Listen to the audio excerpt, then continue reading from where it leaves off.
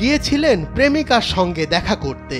এরপর হন নির্দয় মারধরের শিকার। ঘটনার 12 দিন পর শিহাব মারা গেছে। 1 নভেম্বর শনিবার সকালে রাজশাহী মেডিকেল কলেজ হাসপাতালের আইসিইউতে লাইফ সাপোর্টে থাকা অবস্থায় তার মৃত্যু হয়। নিহত শিহাব গোদাগাড়ী উপজেলার বসন্তপুর গ্রামের মিজানুর রহমান রিপনের ছেলে। গত বছর সে এসএসসি পাশ করে। ছেলের এমন মৃত্যুতে শোকে পাথর পুরো পরিবার। আইসা আমাকে টাকা দিলে আর আমার ছেলে যাওয়ার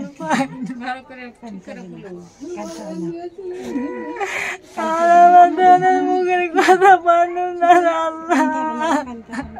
জানা যায় গত 20 অক্টোবর রাতে শিহাব তার প্রেমিকার সঙ্গে দেখা করতে যায়।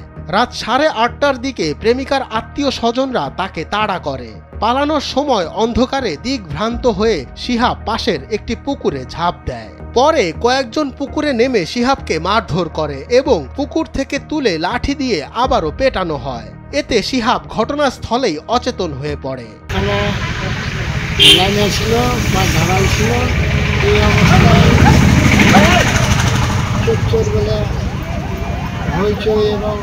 যখন লাঠি শুকালে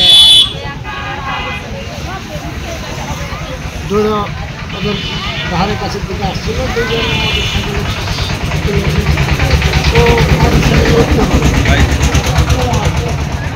এখান থেকে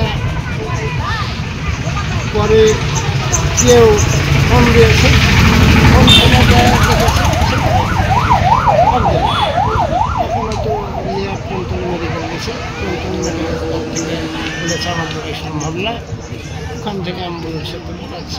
স্থানীয়রা তাকে উদ্ধার করে হাসপাতালে ভর্তি করলেও মাথায় গুরুতর আঘাত পাওয়ায় তার জ্ঞান আর ফেরেনি। পরবর্তীতে তাকে লাইফ সাপোর্টে রাখা হয়।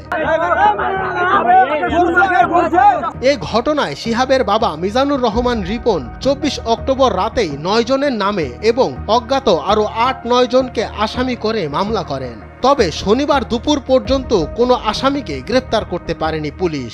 গোদাগাড়ী থানার ভারপ্রাপ্ত কর্মকর্তা বলছেন, ময়নাতদন্ত শেষে মরদেহ হস্তান্তর করা হবে। মামলাটি এখন হত্যা মামলায় রূপান্তর হবে। আসামিদের গ্রেফতারে অভিযান চলছে। শিহাব নামে এক ছেলে তার প্রেমিকের সাথে দেখা করতে গিয়ে হামলার শিকার হয়।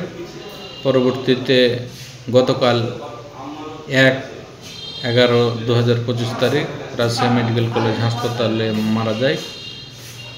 তার মৃতদেহের ময়নাতদন্ত শেষে পরিবারের নিকট লাশ হস্তান্তর করা হবে। আসামি গ্রেপ্তারে অভিযান অব্যাহত আছে। রাজশাহী থেকে মোহাম্মদ আবু তাহেরের পাঠানো তথ্যচিত্রে ডেস্ক রিপোর্ট মঞ্জুর এ মাওলা।